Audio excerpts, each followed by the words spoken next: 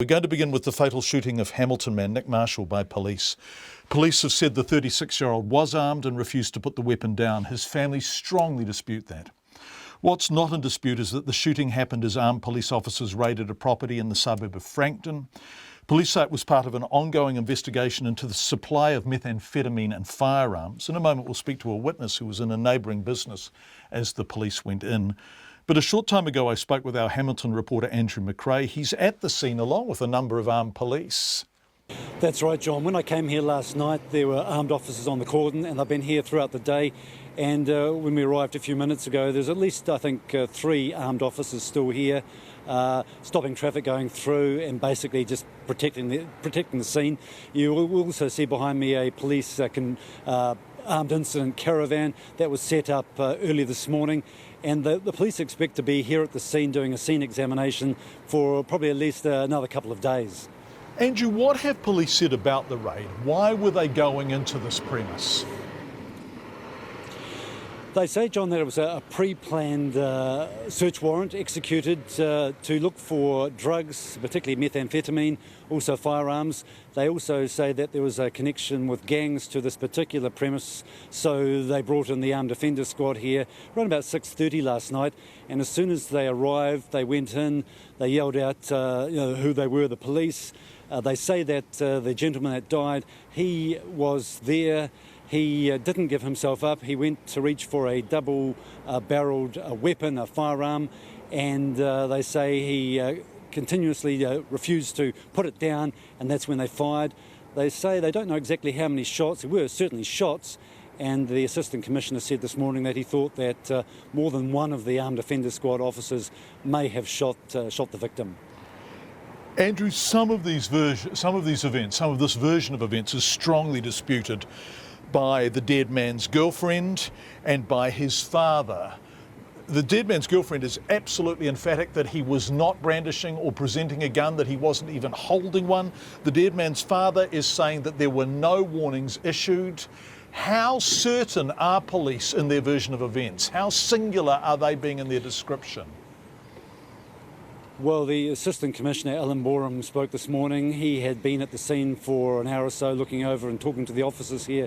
He is adamant as much as he can be from what he was told that they were given a number of warnings when the police arrived, and the person then picked up the gun and aimed. He said he did aim the double-barreled shotgun at the police, and that's when they fired. So they're adamant that that's what happened.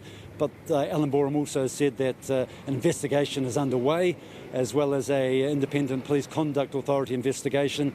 And I guess when we get the results of those two, we'll know exactly what happened, but that'll be weeks, maybe months away. Andrew McRae from the scene. One of the neighbouring businesses is DS Tyres and Mechanical Repairs. The DS stands for Dyer Singh, and Dyer looked up as the police arrived. A few minutes ago he told me what happened at about 6:30 last night. We were there in the shop, and all of a sudden we heard this. I saw the car coming, cops' car coming, and flashing the lights and everything, and it just parked in front of my garage, and there's 2 cops. They came out from there, and they started shouting, calling that man to come out or something, and just that call was, they're still calling, and then all of a sudden we just heard them shooting, bang, bang, bang, almost 4 times, and a bit of hustle up. They were trying to, maybe he fall down, or there was some things falling down, and after that it went calm. So Dyer, how long did all of this take? Was this over very quickly, was it? It was a very quick instant. It was just about few minutes, and it just finished off. So the cars came in, they were shouting out to the people inside, and then there were gunshots. Yeah. And did you see the man that was shot? Did you see him out on the road? No, he wasn't on the road. He was in his garage. And do you know anything about him? Do you know what the business was inside that garage?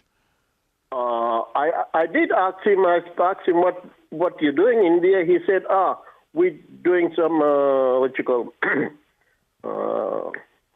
transmission job and stuff.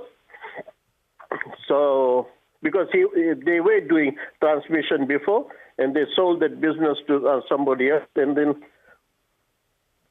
maybe I thought they started up another transmission thing at the back. So I'm not quite sure if really that was the case or what. But we didn't. We had. I don't know, but he seems to be a nice guy, though. When I first started off, there wasn't any power or something. He did ask me if I needed some power or something, and he did gave me power to use. And we hardly talk though, but whenever he needs something, maybe small things, he'd come and ask me, and I would just give it to him. So, Had you ever seen the police there before? Had the police ever been around before to talk to anyone in there?